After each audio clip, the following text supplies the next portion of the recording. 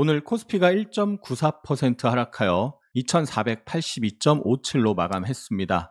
외국인이 2300억, 기관이 1100억 순매도했고요. 하락 종목수가 791개였습니다. 코스닥은 2.51% 하락하여 710.52로 마감했습니다. 상승 종목은 185개에 불과했고 하락 종목이 1464개나 됐습니다. 엄청나게 안 좋은 시장인데요. 코스피가 최근에 21선에서 계속 부딪히는 모습이 있었죠. 지난주 미국 시장 신고가 냈지만 코스피는 21선, 이 노란색 선에서 계속 부딪히면서 상승을 하지 못했고 결국 어제 직전 저점을 살짝 깨면서 안 좋은 시그널이 나왔고 오늘 급락으로 이어졌는데요. 30분봉 차트로 자세히 보면 어제 30분봉 박스 하단을 깨고 박스 하단이 저항으로 바뀌면서 그 아래에서 움직이다가 장이 마감이 됐고요. 오늘 아침에 바로 강한 매도세가 나타나면서 강한 하락, 반등, 강한 하락이 나타났습니다. 박스권으로 움직이면서 이 평이 수렴 역배열 상태죠. 242평이 맨 위에 있고요. 120, 60, 25 역배열 상태에서 어제 박스 하단을 깼고 수렴 역배열 하방 돌파가 나타나면서 하락의 힘이 이어졌습니다. 이제 8월 저점이 얼마 남지 않았습니다. 8월 저점 부근에서 지지 움직임을 확인해야 되겠습니다. 8월 5일 종가 부근에서 1차적으로 지지 움직임 나타나는지 확인해야 되겠고요.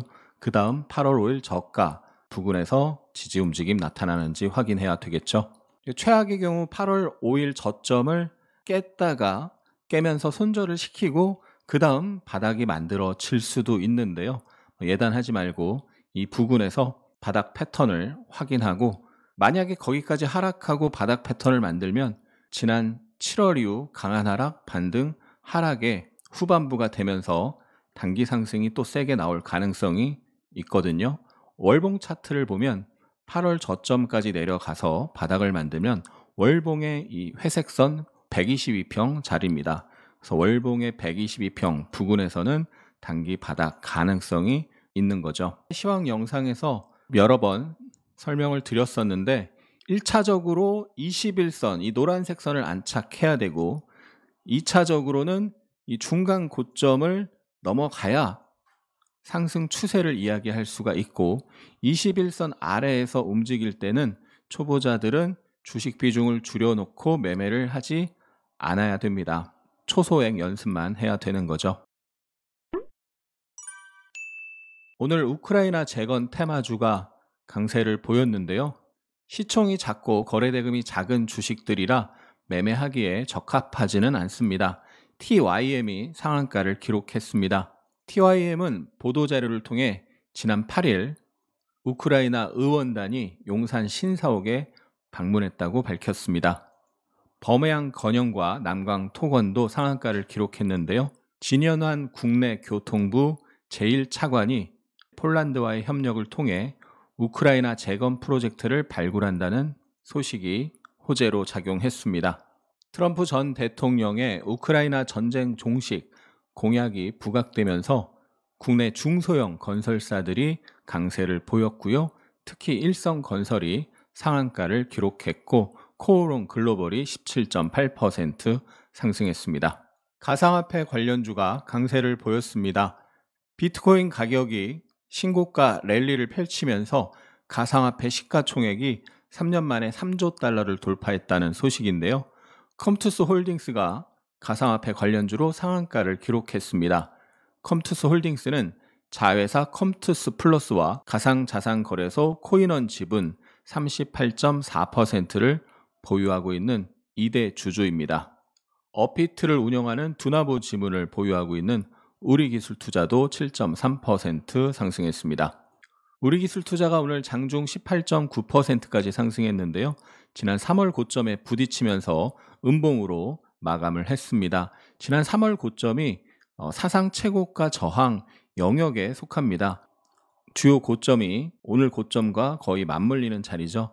이 월봉상 저항에서 매물 소화 과정 확인해야 되겠습니다. 방산 드론 관련주 상승세 보였는데요. 휴니드가 17.5% 상승했습니다. 러시아와 우크라이나 개전 이래 최대 규모의 드론 공격을 주고받았다는 소식이 있었습니다. 코컴이 14.95% 상승했습니다. 국산 자폭 드론의 연내 실전 배치 소식이 호재로 작용하고 있습니다. 분리막 없는 전고체 배터리 2027년 출시 예고 중국발 뉴스가 있었는데요. 전고체 배터리 관련주 이수 스페셜티 케미칼이 19.39% 상승했습니다. 이수 스페셜티는 전고체 배터리용 신규 음극재를 개발 중입니다. 필에너지가 13% 상승했습니다. 올해 3, 4분기 누적 매출액이 전년 동기보다 56% 늘어났다는 소식이 있었습니다. 원전 관련주 BHI가 16% 상승했습니다. BHI는 오늘 공시를 통해 두산 에너빌리티와 약 1221억 원 규모의 액화 천연가스 복합 화력발전 배열 회수 보일러 공급 계약을 체결했다고 밝혔습니다. G2파워가 6.15% 상승했습니다. 12일 여야가 원전 개발 및 지원 예산을 2,138억 원 규모로 합의했다는 소식이 있었습니다. BHI는 10월 중순 이후에 상승 조정 상승의 흐름이 지속되고 있는데요. 월봉 차트상 박스권을 돌파하고 있는 상황이죠. 박스권을 강하게 돌파하고 있는 모습으로 다음 저항을 테스트하러 갈 가능성이 높은 흐름입니다. G2파워는 오늘 장중 15.78%까지 상승했는데요. 전고점에서 부딪히는 모습이 나왔습니다. 최근 1,000억 원 이상 거래 대금이 여러 번 터졌거든요. 여러 번 저항받은 자리를 대량 거래로 매물 소화 후 돌파하는지 확인이 필요하겠습니다. 현대차 자회사의 로봇계 스폿이 트럼프 경호를 맡았다는 뉴스가 있었는데요. 로봇 관련주 대동기업 8.5% 상승, 엔젤로보틱스 5.1% 상승했습니다.